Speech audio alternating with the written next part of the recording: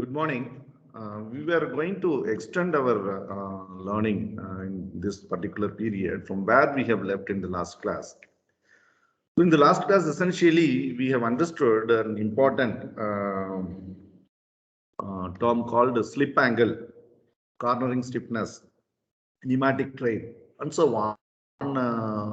From understanding the physics that takes place during the interaction of tire with the road, and there is a side force acting. Right, the moment there is a side force acting on a tire wheel assembly of your vehicle, because of the side force or wind gust is acting on a vehicle, that would also be having its effect on tire wheel assembly. And what would happen is the tire, which is initially rolling in a straight path, that would have an angle changed and going. So the wheel plane of your tire wheel assembly would have slight angle to the heading direction of your vehicle. So that angle is what is at the tire wheel assembly at the interaction of the road surface is what is called a slip angle, which is important to manifest an important force called a lateral force. And that's what we have understood to balance the side force, as well as in this process, you could see there are two couples. One couple is in YZ plane that is giving pressure on the hub for the tire wheel assembly as this Fs is shifting to the ground. And another couple is the tire rod interaction itself, because of the reason that Fi resultant is not just below your center of the wheel. Rather, it is with some offset distance called pneumatic tread from the center of contact patch and the trailing side. That's why it's called a pneumatic tread. And that manifests again a couple called a self-aligning torque. So the self-aligning torque is trying to make always the wheel plane getting adhered to the wheel travel plane, trying to make the slip angle zero. That's what we would realize the moment you make a turn and leave the steering, feel the counter steer kind of thing comes. That's because essentially we'll always try to get itself to go straight, right? So with this physical understanding in the last class, ending our lecture, I'm going to continue today's class describing you an important vehicle model called bicycle model. The entire vehicle can be considered to be a bicycle model. And then we will look at governing equation for pure cornering and steady state cornering. So pure cornering and steady state cornering are differed by their governing equation. So that already we have seen in our earlier lecture. We will revisit them and then they're required and then go ahead. So essentially in today's class, you are going to learn the governing equation derivation for pure cornering, and then also looking at if it would happen steady state cornering, what do you mean by that, and what is the governing equation for that. That's what is essentially the objective of this particular period. So I'm going to share my board.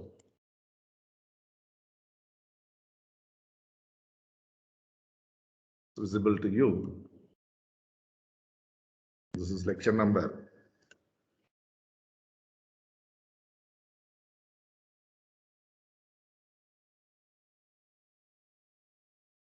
20, and today's date is 29/09/2021. And what are we going to learn today is pure cornering. Then the governing equation for pure cornering would be the total lateral force acting in a vehicle would be equal to mv dot plus mru, and the moment about vertical axis, that's mz, that's going to be izz into r dot, izz into r dot. And this is basically of 2 degree freedoms here. One is your lateral velocity, and another one is your yaw velocity, yaw rate, or it's called yaw velocity. So yaw velocity is angular velocity, lateral velocity is linear velocity. And velocity means it's making your body to move. But this lateral velocity would be of smaller value compared to that of what is that your forward velocity in your vehicle, that you will understand the moment we will get into model description. So these are the two important effect only in the vehicle, wherein we could have derived our Newton-Euler equation in the very first lecture of lateral dynamics part, 6 equations. So that 6 equations are nicely now brought into 2 equations alone sufficient for your pure cornering. And when I say these 2 equations only are sufficient, what is the vehicle description? Vehicle model description for this is what is the question now to start our lecture, right? So let me explain you our vehicle model now. So look at, I'm going to describe the vehicle model as one wheel in the front and another wheel at the rear. You may wonder, a 4-wheel vehicle can be represented by 2 wheels alone. Obviously, you have your vehicle with 4 wheels. Maybe this dotted one represent your front axle independent suspension wheels, and the rear side of your vehicle I have a solid suspension attached to wheel. For a time being, we are not going to consider no suspension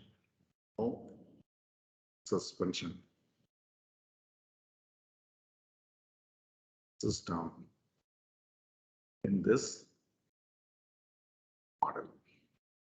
So that's an important assumption and quite correct assumption for to have a spectrum of vehicle dynamic aspects in lateral directions, lateral dynamic aspects to account. This is very valid assumption. We would see that, and then we will incorporate suspension. What would happen later on? We will study, right? So no suspension system in this model. And now you see these 2 front wheels are collapsed and then they are put as one single wheel in the front, and the rear 2 wheels are collapsed and put as one single wheel, tire wheel assembly in the rear. And what is that is happening? Because of that, the stiffness of individual tire, the stiffness here, what I call as cornering stiffness. The cornering stiffness, yesterday we have defined that as defined when you observe the variation of Fy as function of slip angle, you know that that cannot increase for a longer time. It is limited by road adhesion coefficient. There is a road adhesion limit, and maybe this angle would be maximum of 16 degrees for passenger vehicle, whereas it's for race cars 6 to 8 degrees alone of the slip angle.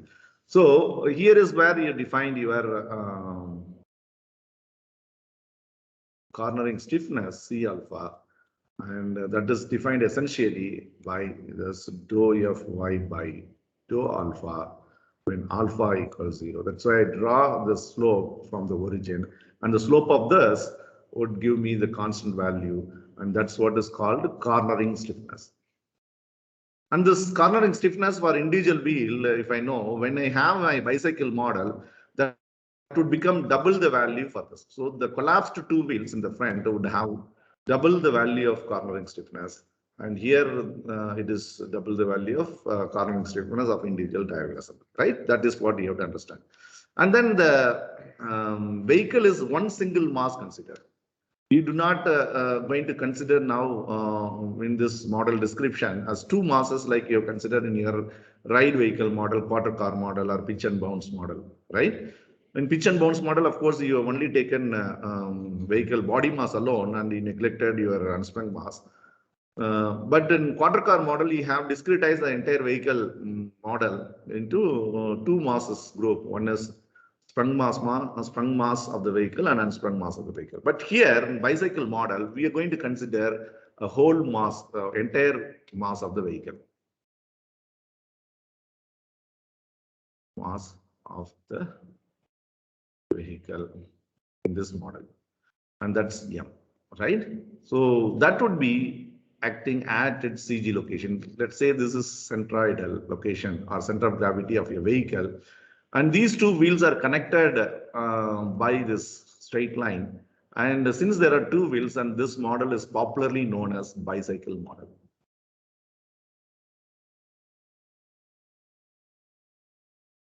And this is very vital and sufficient model to study directional control and vehicle yaw stability all in the ground for a passenger car or two-axle vehicle for that matter, right?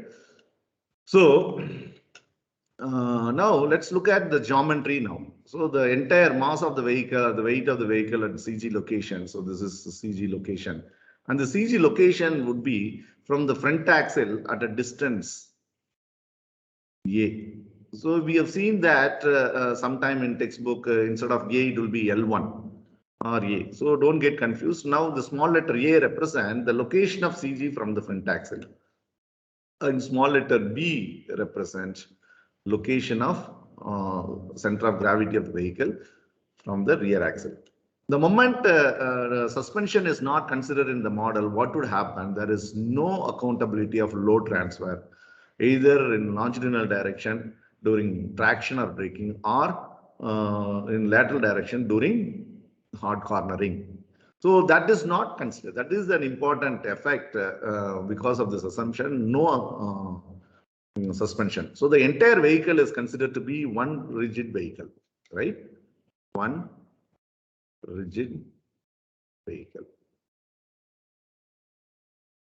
of mass M. So there is no load transfer effect. That means this A and B distances are not going to change. And you know this A and B put together is what is your wheelbase, L. Right? So this is a term called L, called wheelbase. So look at from the top your passenger car. I have removed the vehicle body in white all out, and then I just show the suspension also is not explicitly shown. All four wheels are shown like that. And if I collapse that and then have one wheel in the front and one wheel at the rear, and this model is called bicycle model, and this is what is its associated geometry AB, and A plus B is equal to wheelbase L. And now the system would have a suspension system like that, steering system. That is also not explicitly shown. But if I do give a steering input during cornering, when I have to maneuver my vehicle in a curvature of the road, then what is that is happening? The wheels interacting with the road gets turned. So the steering action gives the input to the front of the wheels, two wheels. And here, since the two wheels are collapsed and consider here, the steering angle at the outer and inner is not the same for the requirement for ackerman steering angle in low speed cornering and so on. But the bicycle model will have only that front steer angle. If this is only of front steer geometrical vehicle. So you can also have all four wheel steered vehicle, and then it will be accordingly accounted in our model. But in this bicycle model, we are going to look at front steer vehicle. And then if I do steer my vehicle, this front wheel would be turned by an angle called the steering angle, right? So this is what is the model description. So my passenger car is now bicycle model. And important assumption, the no suspension considered in the vehicle. It's only one rigid mass acting at its CG location. And the cornering stiffness of the two tire wheel assemblies are put together, added, and then that's considered for one single wheel in the front, other single wheel in the rear. And then entire mass of the vehicle is considered. There is no separation of unsprung and sprung mass in this model, right? So this is what is the model description. And let's now go into looking at the kinematics of this model and derive an important equation. What is that? Is called a steering requirement And we will define in that process some important angles that are required for your vehicle lateral dynamics. So let me just now do that.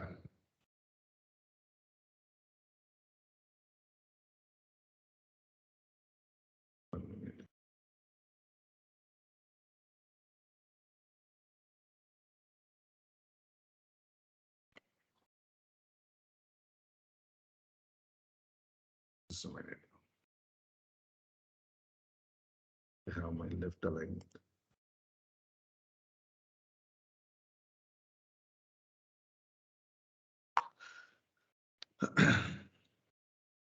So bicycle model now.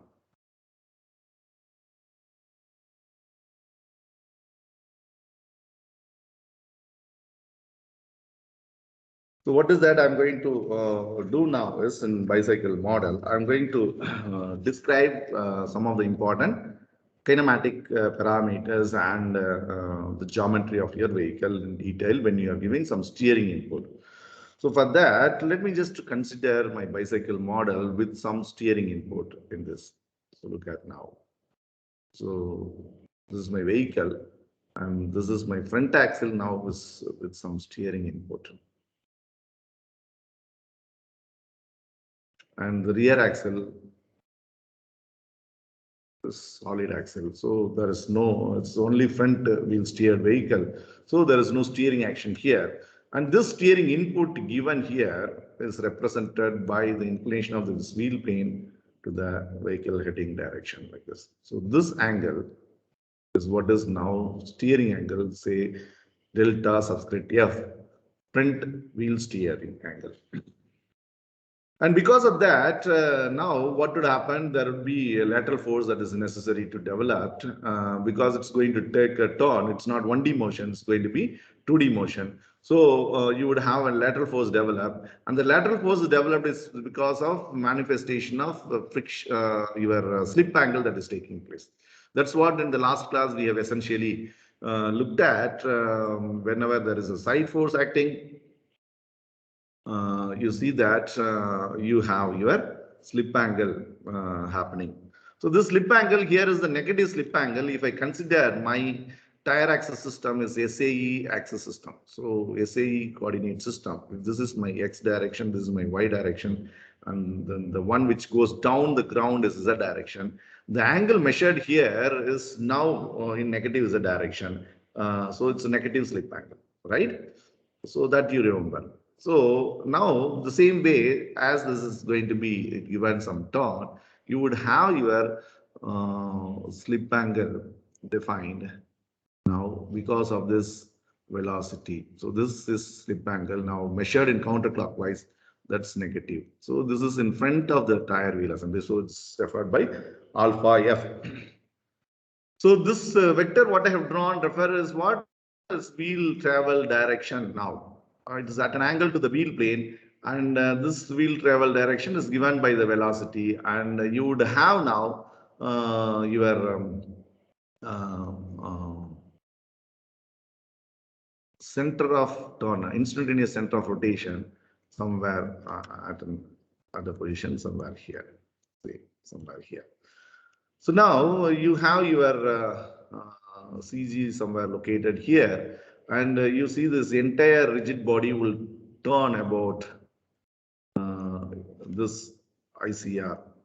It's exaggerated. This is at somewhere instantaneous center of rotation here. So it is not perpendicular to this. So that is going to get an association with this. There is also slip at this. So this is what is another important slip angle. So you see this velocity of this point, you know, in rigid body mechanics, non-centroidal rotation. So non-centroidal rotation of your description will be what? When a body is translating as well as rotating. So the moment the steering angle given here for this vehicle, which is initially translating forward, would now have also a rotation. So that is what is called a general plane motion in the ground in XY plane. So if that is so, any point on the rigid body would turn about a non-centroidal point. That's called an instantaneous center of rotation. So if that is so, defined because of this perpendicular here. You would have here perpendicular to that, that would intersect here. And here this angle again, what is this angle is called the beta. That's called body slip angle.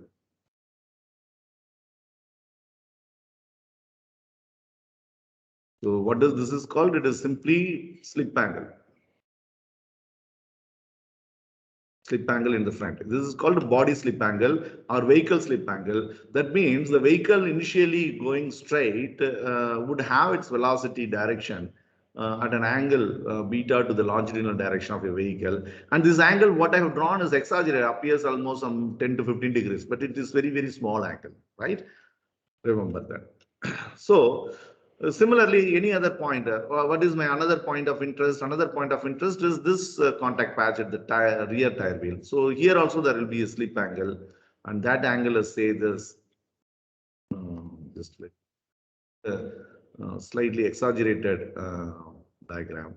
So this angle here is alpha F, alpha R. That is rear slip angle. Rear slip angle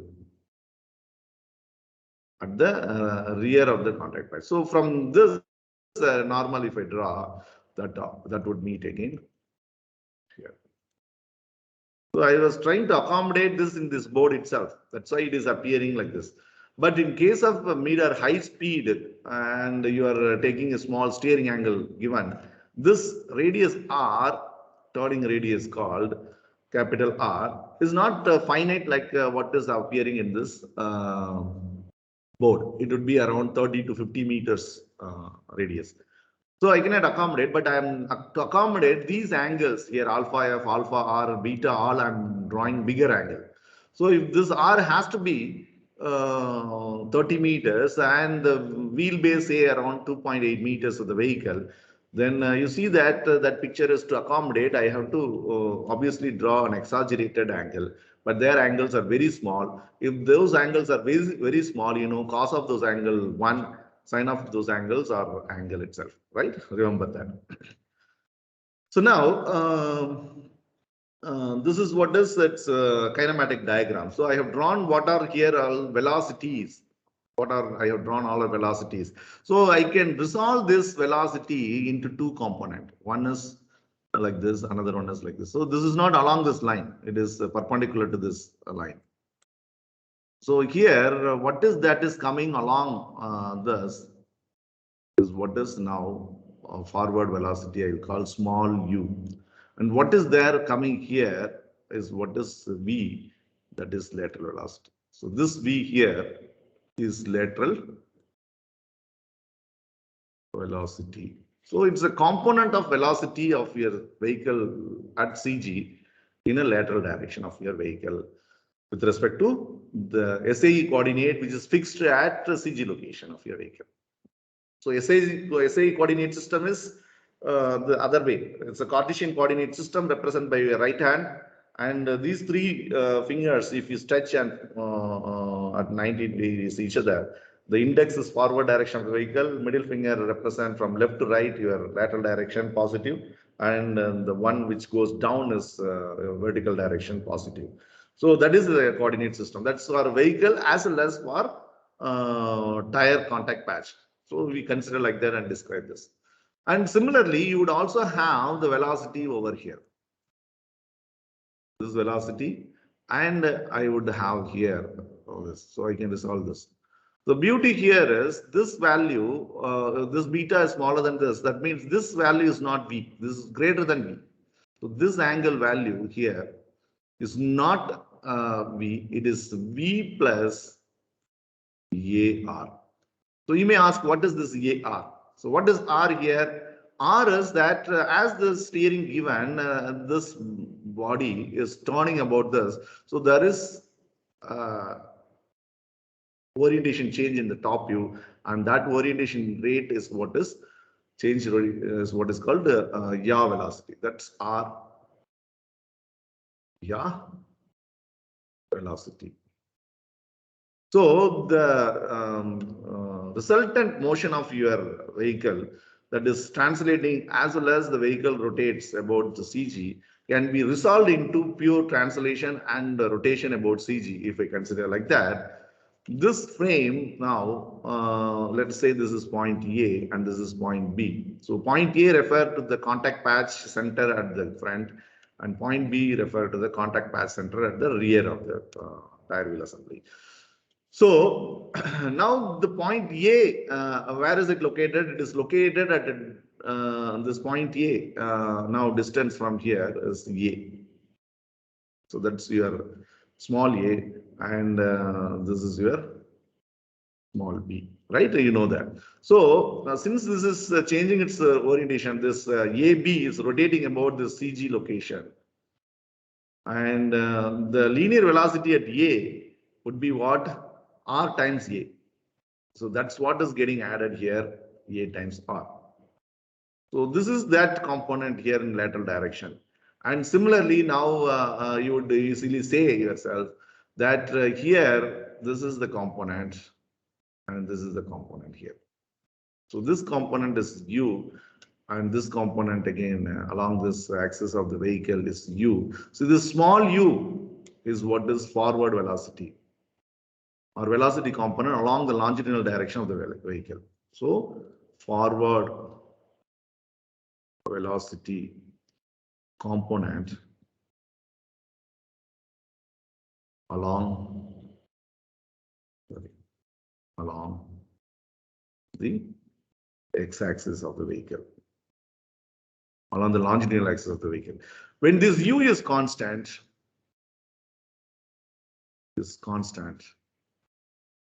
what do you mean by that? When u is constant, what do you mean by that? It is pure cornering.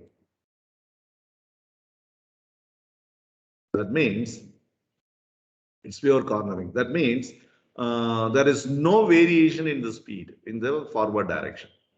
But you have this v is going to give you a lateral acceleration that's going to be u squared by r, and that is responsible for making the vehicle to take a turn and generate the necessary lateral force and holding and the directional control. So that's what is lateral acceleration. So the vehicle is going with the constant u does not mean it is a static condition. Why? Because it is not a single one-dimensional motion, it's 2D motion.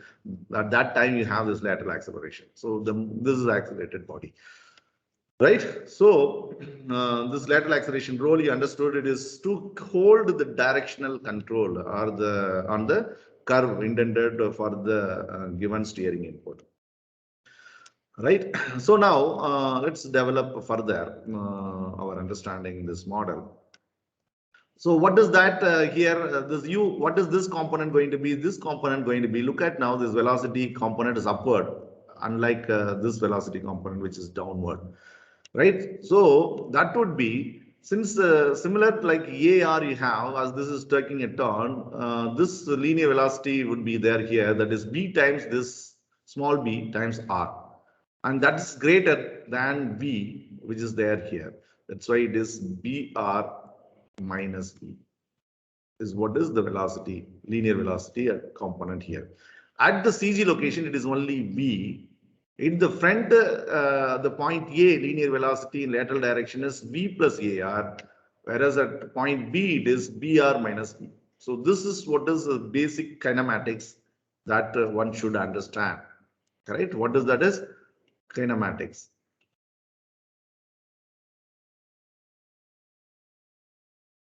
Basic kinematics of your bicycle model. Right? So if you have understood this, now let's go and keep writing some equation that's easier because of this description of your kinematics, right? So let me write the first equation here is this. What is my first equation? I'm going to write as small r into capital R is what is going to be small u. That's my first equation. What is small r? Yaw velocity. What is capital R? Your turning radius. This is turning radius. Right? So when I look at the angle here, beta is very small angle. This component of this velocity actually can be considered as u small u is equal to u. So if I say this is capital U, the velocity, small u is what? U cos beta. Cos beta is 1, so small u or capital U is same. So at that time, I would say u is same as this. I can consider this approximation is considered in mid and high frequency speed. Mid and high speed cornering. So the pure cornering equation, whatever we are doing with this bicycle model, is not for low speed cornering. It's not I'm maneuvering to park my vehicle in the parking lot. That's different. Low speed cornering, we look at that separately after this. Mid and high speed means I drive my vehicle around 60 kilometers per hour or 80 kilometers per hour or 90, 100 like that. And then I do small steering and I don't reduce my speed. My model can be a pure cornering model, right? So that is what is this. So at that time, you see this U can be taken as this and R is what is U, right?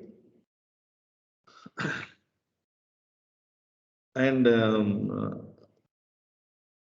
that's first equation. The second equation here, I'm going to write for this angle beta. So what is tan beta? Body slip angle, opposite side V, adjacent side U. And I can rewrite this as small beta itself is V by U as beta is very, very small angle. Much smaller than this angle, small angle. So this is my second equation. So body slip angle is defined as now its ratio of lateral velocity to the vehicle forward velocity or U, vehicle forward velocity component along the axis of the vehicle. And the third equation is I'm going to write for slip angle in the front. Slip angle in the front. So how am I going to write? Look at slip angle in the front is what is now is a negative angle here. So see here minus slip angle because it is in the counterclockwise direction. SI coordinate system clockwise angular measurement is positive. So this is going to be minus of delta F minus AR plus V by U. That is my alpha F. So this is my third equation. So you understand how this angle written alpha F. So alpha F is this angle. So this alpha F, why do I put minus sign here? Is because it's measured counterclockwise. And it is delta F minus this angle here. So this angle here is what is this? This angle here. So this angle, delta F minus this angle. So this angle would be what? It is this itself. V plus AR by U. That's what is written here. Because it's for the smaller angle. All angular measurements are smaller. The one which is appearing bigger out of this all itself is smaller. So the rest of the smaller angles can be taken as an angle only. And that is what is this. So this delta F steering angle given minus this angle is what is my slip angle. And the minus sign here is because of the coordinate system due to SAE. ORD, right? System, right? Yeah. So let's continue. Now, if that is so, I can write the next angle. What is my next angle? Is slip angle at the rear. That's again minus of what is the angle? It is BR minus B by U. So that's angle 4. Angle 4. So now I can rewrite this like this. So if I take this minus inside, V by U is what is beta. So I can write for beta here in terms of this. So beta would be alpha R plus BR by U. I can write like that once again. So R by U is what? R by U is R is equal to U. So we have seen R is equal to U. So R by U is 1 by R. So it is B by R. So beta equals alpha r plus b by r, right? So this is equation 5. Equation 6 is like, so I can rewrite my equation 6 is I will write for b by r. That's going to be what? It is beta minus alpha r. So that's my equation 6. So b by r is beta minus alpha r. And similarly, I have to get now a by r. So a by r to get, let me take equation 3. So from equation 3, a by r to get, I would do this. So what does that I'll do?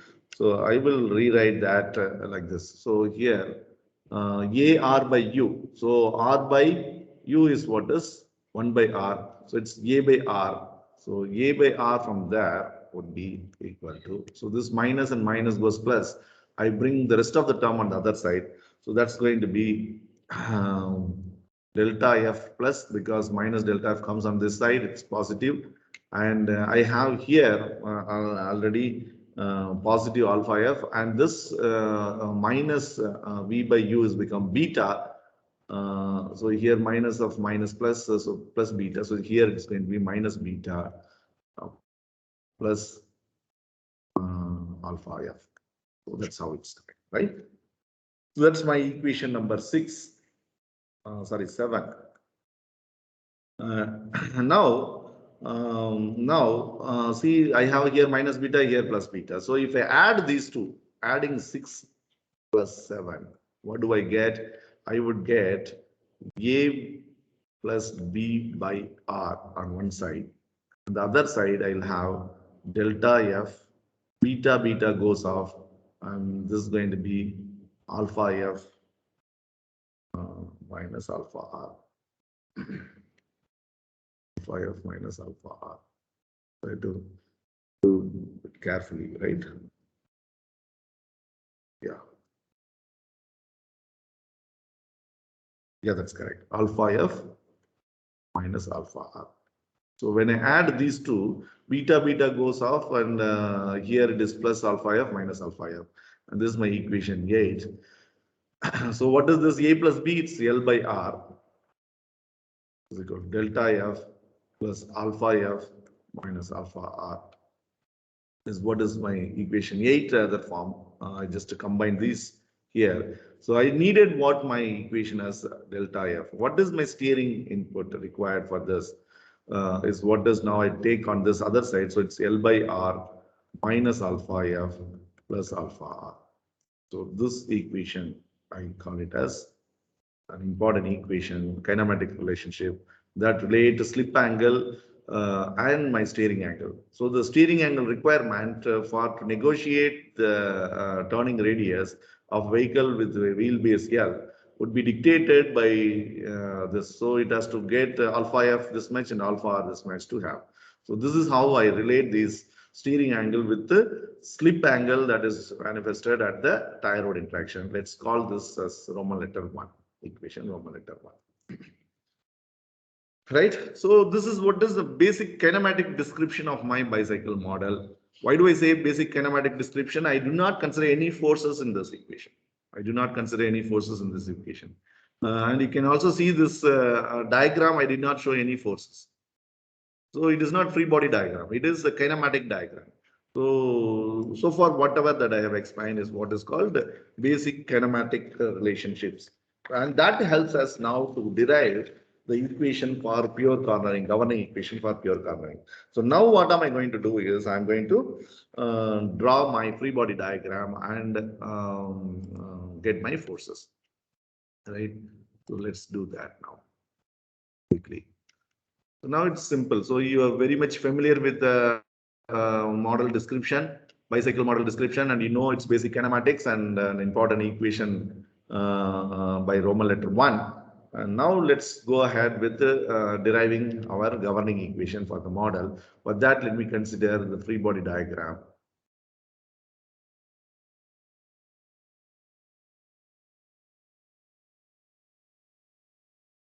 So when I consider this free body diagram and all angles are small angles, I can now consider just my forces are in this direction. I don't put it along the turning radius. As it is of 30 to 50 meters away, closer to this, it appears as perpendicular to the wheel, perpendicular to this axis, vehicle axis.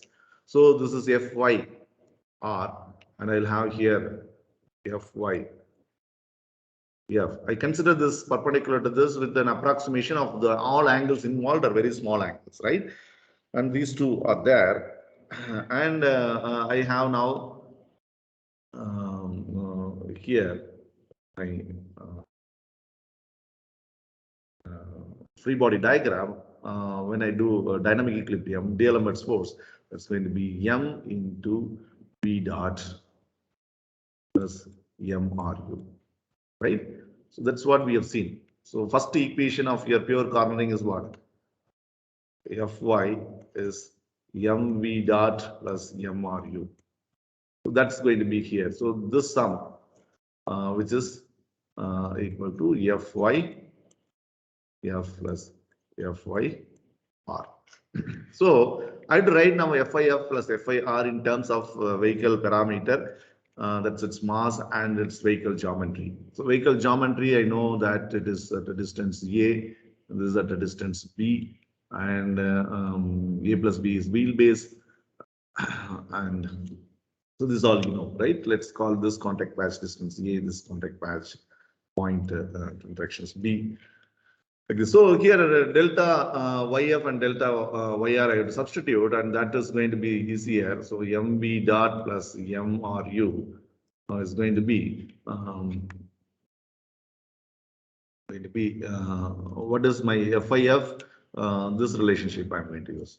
So if this is that, you have here C alpha defined. So Fy is C alpha into alpha. So that I'm going to use, and that's going to be minus C alpha F. So here subscript F is for the cornering stiffness of the front wheels into alpha F. So why minus sign is because alpha F is measured now in this direction. So my alpha F, this is my wheel plane, and I have my slip angle in this. This is my slip angle, alpha F. And that's measured in negative direction. That's what is this minus sign. And C alpha F is cornering stiffness of the tire. And your steering angle is, of course, this is your steering angle, delta F, right? And similarly, you have here also. So that's our kinematic diagram. But free body diagram, these are the forces. And what are the moments now? The moments are, here I have R dot. And that is going to be IZ R dot. IZ R dot. IZ R dot. That's positive. Moment. Right. So now here the representation of the force, D'Alembert force at the CG location, and this here is for dynamic equilibrium. So I will have a moment here. So this moment here would be because of this force moment about this point, this force moment about this point, and so on. So our two equations can be now written nicely. Let's first write the force equation. And you have now continuing with that, it's minus C alpha R into alpha R. So now alpha F and alpha R I have to substitute. I would do that now. So when I substitute that, what is that I have? Now it is going to be like this. So it's going to be, so minus alpha F. So already we have it in this slide, this values. I'm going to take that, and you can always revisit. So alpha F is minus of this angle. So I'm going to substitute equation 3 and equation 4 in this equation for alpha F and alpha R. So if I do that, that minus and minus goes off, and this is going to be C alpha F into delta F, and that minus taken inside is AR by U minus V by U. This is V by U minus V by U. Equation 3, right? This is V by U. I'm not writing beta here purposefully. Plus This minus also would become plus when I substitute for alpha r. That's going to be C alpha r into B r by u minus B by u. Right? So that's what is mv dot.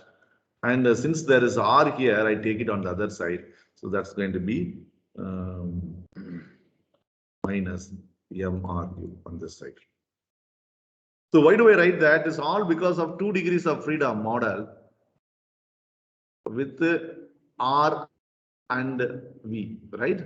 So I want to group them, coefficient of V and coefficient of R in this equation. So it's going to be mv dot equals, so let me first group V coefficient, that's 1 and 2. So when I multiply inside, it is C alpha F, and multiply here C alpha R. So it's going to be and also I have minus sign, so minus I'll take it out. So C alpha F plus C alpha R by U into V plus, now coefficient of R. So it's minus C alpha A, C alpha F minus, and here it is B C alpha positive. So I will have here minus A C alpha F plus B C alpha R by U. And there is also R here, so that's going to be minus mu and take R out.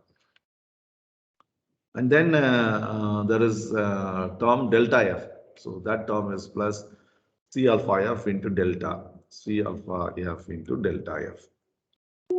So this is my equation. Now let me divide the entire equation by mass. So I will have now V dot equals minus C alpha F plus C alpha R by mu into V plus minus A C alpha F plus B C alpha R by mu minus U. So this m, when I divide this, mm goes off, this into R plus C alpha F into delta F by m. So this is an important equation, and let's call this equation by Roman letter 2.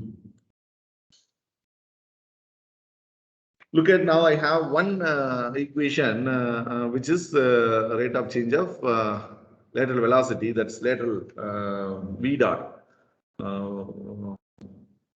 in terms of v and r. So v dot is a function of lateral velocity, function of yaw velocity, as well as we have this steering angle here. So now similarly, let me get the second equation, that is mz equals IZZ R dot, right? So this IZZ R dot be equal to FYF into B, FIF into A, I'm sorry, FIF into A minus FY R into B.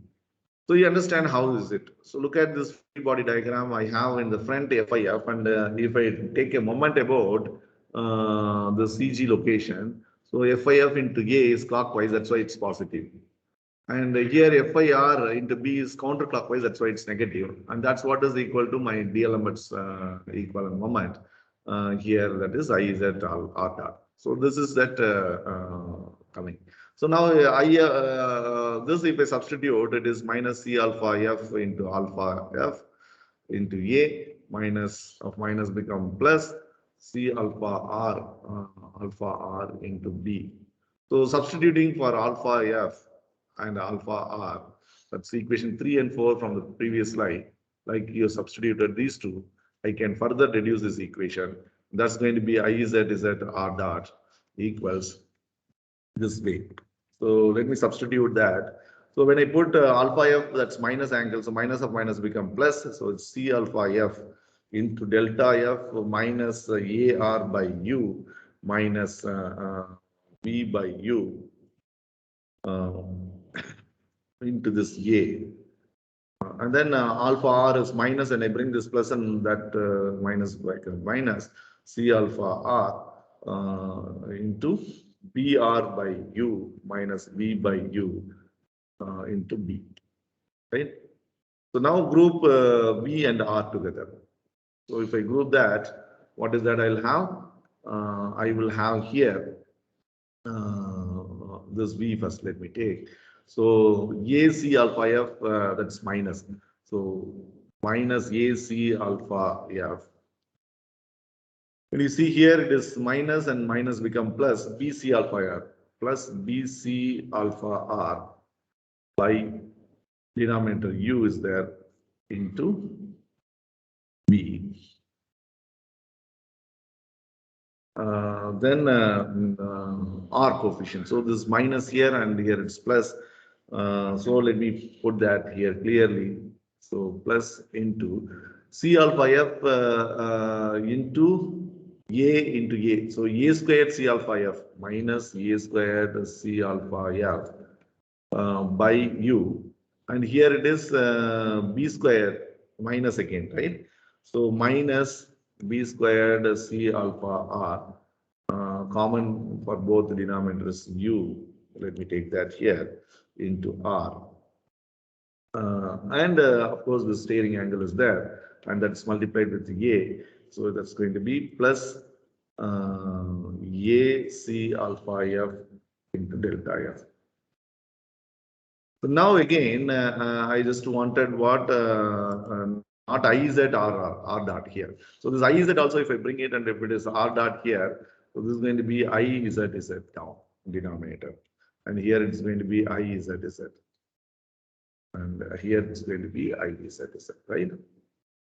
So this is my equation number 3, Roman letter equation number 3. So now look at very interesting aspect here. This equation 2 and 3. If you look at, I have coefficient of V, coefficient of R, coefficient of V, coefficient of R, and coefficient of delta F. So I can write this in a matrix form. So I'm going to do that now. So on my left hand side of the equation, I have V dot, R dot, and here I'm going to have a matrix term, and that is multiplied with the vector again, that's V R, plus I'll have again a vector, and outside this delta F. And this is my equation 4, very interesting equation. And what are these elements now? The first element is here, it's minus of C alpha F plus C alpha R by U, MU, right, MU. And what is my second element? Is this, what is that? So minus AC alpha F minus of minus become plus the B C alpha R by MU minus U. Second term. Third term is this here, minus AC alpha F plus BC alpha R by IZZU.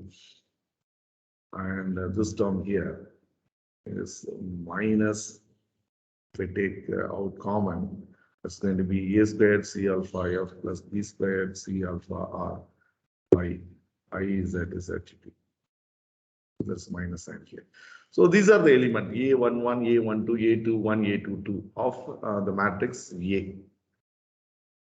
So this is that governing equation of my bicycle model. So what is this? This equation is my governing equation of my bicycle model. So of course, what are the elements here inside? These elements are, first one is here in this equation, that is MC alpha, C alpha F by M. So here first element is C alpha F by M.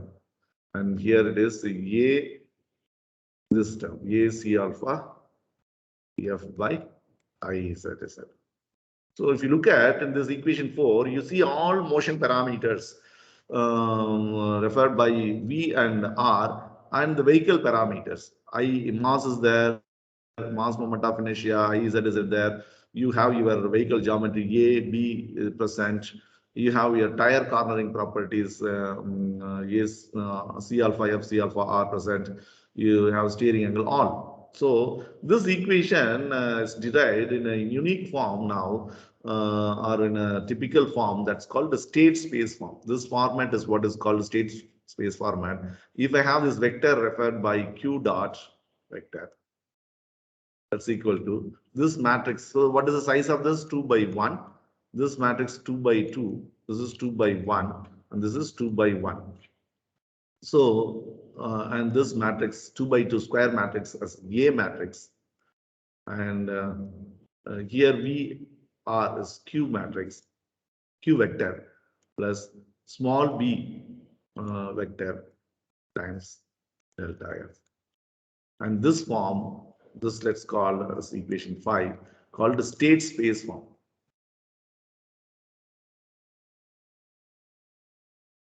So you know the governing equation of this bicycle model, there are 2 degrees of freedom. If I have to have second derivative explicitly appearing, like in a pitch and bounce model or quarter car model you have seen, 2 equations were there with the second order ordinary differential equation.